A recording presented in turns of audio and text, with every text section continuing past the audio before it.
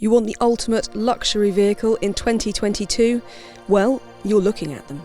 The all-new Range Rover P530 and Bentley Bentayga V8S are the pinnacle of lavish yet versatile everyday transport.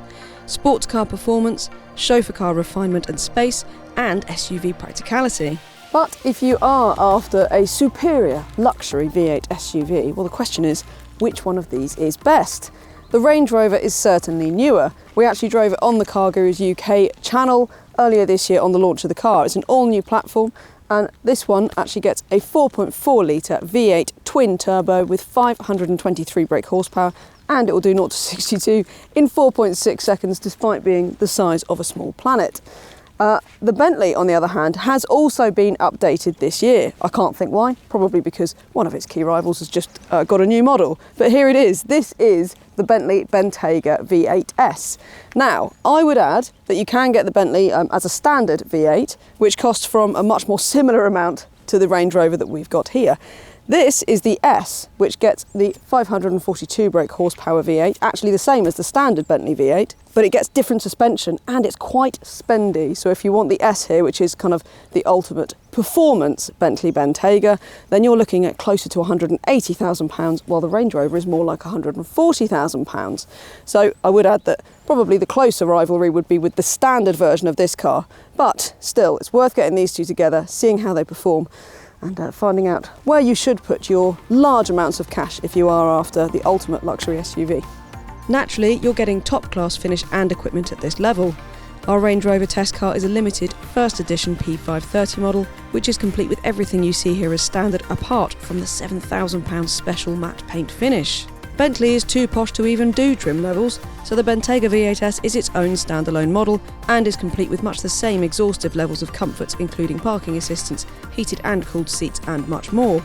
You don't actually need to add any options to these cars. Both of them are very high spec as standard. The Range Rover you can only get with the P530 V8 engine in very high spec, so autobiography and up basically. This is the first edition, which has got everything on it you could possibly want. I really like the fact that they've stuck with a really simple design, very clean surfacing, and if you look sort of down here at the window line, it's a really geeky thing, but I do love it. The windows just emerge from the body of the car. You don't see any rubber seals or anything. It just makes the whole car look very slick. 23-inch wheels. They're absolutely enormous. I mean, I've driven cars, I own cars, where the bonnet is lower than that, never mind the roof, which is well below the belt line on this car. But it is a great looking thing. The one thing that I find a bit tricky, now that I've seen it, every time I look at the way this sort of frames this bit of the boot on the Range Rover, it just looks like a sort of a bedside table or something, kind of a drawer that you need to be pulling out. It's a slightly peculiar thing, but still I can get over that because I do think this is a great looking car. I think the design's really good. I like the way it's just such a sort of streamlined, very sort of minimalist look to the car. And that is not really what you would say about the Bentley either. Do you know what? When it first came out, I thought it's so ugly, I like it. And now I'm used to it. I actually really do think it's quite a cool car. So I don't mind the Bentley at all. I think you just got to take it for what it is. And particularly, again, in this spec with the sort of British racing green and the tan interior, really, really nice. So let's look at the practicality. As you'd expect, the Range Rover is impressively practical. In fact, the boot space is one of the things that they've really worked on for this new car. So you do get a really decent sized load bay, plus the trademark tailgate that you can sit on. And because this is the first edition, you even get the sort of event pack. That means that you get your lighting and your sound in the back here, plus a nice seat back so that you can sit here and enjoy the event and sup champagne and generally enjoy your Range Rover's sort of tailgate with its seats. It's all very nice, isn't it? Of course, you also get the air suspension, which you can drop for better access to. In fact, I would add, if you are thinking about the 7-seat version of the Range Rover, which probably will be quite popular, it is, yes, it's a huge car, but you can actually get adults in that third row as well. So even if you do go for the long wheelbase and the 7 seats, it really is a properly practical car. The rear seats of the Range Rover are seriously luxurious, especially if you have the executive seating layout of our test car, which comes with rear screens and reclining seats, although it can be had with a conventional 3-seat layout, and you get limousine-like amounts of leg and headroom regardless. That's not to say that the Bentley isn't a practical car, because it is. Now, the boot is actually a really good size in here. It's very similar size to the Range Rover, plus you get, well, not much underfloor storage there. But still a really decent thing, so you're going to get, you know, a good couple of bags of golf clubs in there, if not 3, in fact, I would say. there is a similarly lavish amount of space in the Bentley, plus of course you get your own climate control and heated rear seats as well as control of the audio. So that's practicality and equipment pretty comprehensively covered by both of these cars, I think. I would give it to the Range Rover slightly for practicality, given the option of that 7-seat model, and also the fact that it just feels quite a lot bigger in here, I think, for passengers as well as fraction for boot room. So I mean, it's just the width in particular. You sit in here and it just feels absolutely huge. It's huge kind of glass area, everything's very light, visibility is great in here. Interestingly, again, as standard, the only option on this car is the matte paint. You get this reversing rear view camera, so it can be a mirror as well, just with a little flick of the thing, and you've got a conventional mirror, which I sort of prefer in some respects, but I'm quite getting used to the camera now, and it is definitely good in low light, so I do really like that. That's a good feature. Fit and finish, really, really nice in here. Land Rover have really tried to up the ante with the interior finish of the Range Rover, and I think they've managed it. This wood feels lovely, everything just feels just as you'd want it to be. Really nicely damped switches. The touchscreen, this is another big aspect with the new Range Rover. Does everything you want it to. Your Apple CarPlay, your Android Auto, that's all wireless. You've got wireless phone charging in here too. And, joy of joys, conventional climate control, rotary controls down there. So it is really exactly as it should be. The touchscreen has fantastic graphics and is quite logically laid out too. Our only gripe is that it can be a touch slow to respond at times, and occasionally it needs quite a hefty prod to get it to respond at all. It feels very different in the Bentley, and I do think that that's actually to the benefit of both of these cars, that this is another area where there's a distinct difference in character.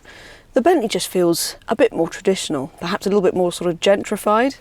It makes, if anything, it makes the Range Rover feel a little bit Scandinavian in design, and I mean that in a good way. I love the sort of modern, sort of Scandinavian interior car design stuff. It's great. But the Bentley, with the traditional sort of organ stops up here, all this chrome finish, the lovely Breitling clock, all of it just feels a little bit more old-fashioned.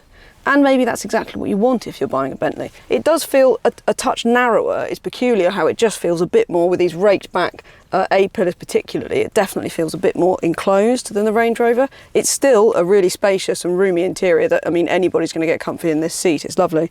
And I really like this finish. The perceived quality in here is absolutely lovely. I like the fact that this screen is more integrated into the dashboard rather than it being sort of a separate kind of iPad.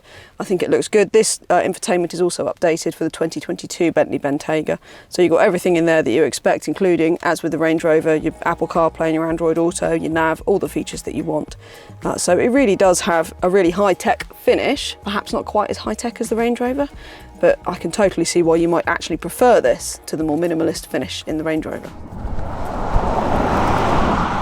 The first thing I'm going to talk about with the Range Rover is the driving position, which I have obsessed about in a previous video on CarGurus. I just love it. I just think the command position, as Land Rover calls it, is wonderful. The elbow on the door. This is Range Rover. This driving position is so much what makes this car wonderful. It is huge, this car. It's over 5 metres long and it's over 2 metres wide without including the wing mirrors. It's over 2.2 metres with the wing mirrors, and it does feel it. I mean, yes, it means that you've got massive amounts of elbow room and it's just such a wide cabin in here. It's wonderful, but it does feel like a big car on the road. Because the visibility is so good, you can actually judge the extremities very well, which is one of the things that makes it quite relaxing to spend time in. And because you've got four-wheel steering as standard on the Range Rover, actually it's quite manoeuvrable around town as well, so even around little roundabouts and things. Plus that helps with the off-road capability, which, as you'd expect, is pretty class-leading in the Range Rover. It's pretty exceptional. 3.5 tonnes towing in this thing too. Does all of that. The steering's really light. It's got a really lovely linear build of progression to it as you go around a corner. It actually feels quite fingertippy to drive, despite being such a huge behemoth of a car. It's just enormous. Very, very easy to drive, and the sort of incongruousness of being able to leap in it, you know, settle into your armchair and just kind of drive it, fingertips so light, it's just wonderful. Really, really good. Everything about it's very smooth, very precise. I was thinking about whether to talk to you about this or not, but I find that doing a twin test on two enormous V8 SUVs right at the beginning of a cost of living crisis is something that probably we should address. Lots of people aren't going to like these cars, but lots of people do still want them. And I can understand that if you've got the money. And in truth, I do wish that Land Rover had launched with a pure electric version of this as well, because I do think that that would be a wonderful thing to experience, and I think it would suit the car brilliantly.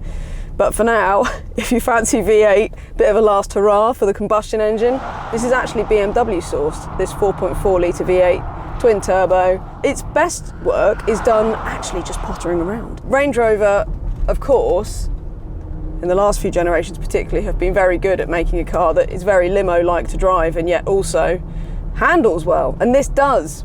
It actually balances itself quite well. You've got air suspension all round, of course. The Range Rover just doesn't feel like anything else. I've already alluded to the fact that the Bentayga has a very different character to the Range Rover, to the credit of both of these cars.